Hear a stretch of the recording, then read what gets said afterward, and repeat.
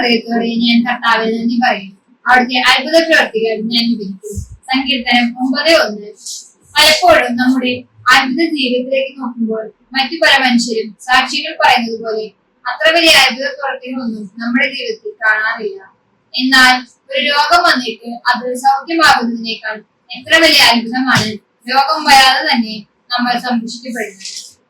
നമ്മളൊരു വാഹനാപകടത്തിൽപ്പെട്ട് ആശുപത്രിയിൽ ചെന്ന് കിടന്ന് കാലോ കൈയോ ഒടിഞ്ഞ കാലോടുകൂടി മുമ്പോട്ട് മരിക്കാതെ ജീവിക്കുന്നു എന്നതിനേക്കാൾ അത്ഭുതമല്ലേ മരിക്കാതെ ജീവിക്കുമ്പോൾ തന്നെ കാല് നല്ല കാലായി തുടരുന്നത്. പൂർണ്ണ ഹൃദയത്തോടെ ഞാൻ കർത്താവിനെ പറയും. അവിടുത്തെ അത്ഭുത പ്രവൃത്തികൾ ഞാൻ വിവരിക്കും എന്ന് പറയുമ്പോൾ നമുക്ക് സംഭവിക്കാത്ത ദുരിതങ്ങൾക്ക് കൂടി നമ്മൾ നന്ദിയുള്ളവരായി.